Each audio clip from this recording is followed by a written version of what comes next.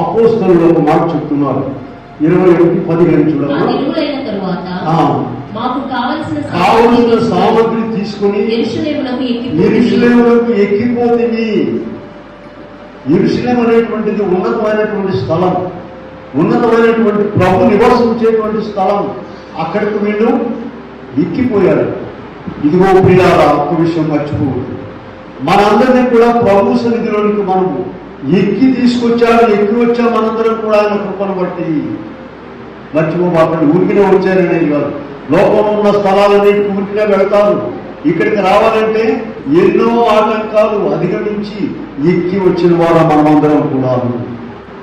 యెహోషువ గ్రంథంలో ఒకసారి వెళ్దాం చూడండి. ఇక్కడ కూడా దిగిపోయిన వారు ఉన్నారు. యెహోషువ 24:4 ఒకసారి చూడండి. యాకోబును అతని కుమారులను ఐగుప్తులోనికి దిగిపోయేది.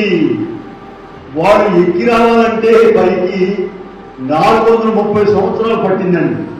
దాంట్లో చూడండి, నిర్గమకాండ 12వ అధ్యాయంలో 40వ వచనంలో ఆ మాట ఉంది. దేవుడు ఎంతో ప్రణాళిక వేసి మోషేను పుట్టించి మోషేను అక్కడ పంపించి వారిని సిద్ధపరిచి బయటకు తీసుకురావడానికి నిర్గమ 12:40 చూడండి.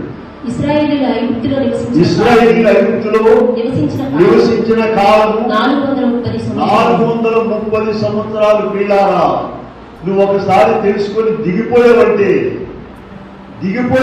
ఇక మళ్ళీ ఎక్కి రావడానికి 400 సంవత్సరాలంటే నీ పిల్లల తరం గడిచిపోతూ ఉంటుంది.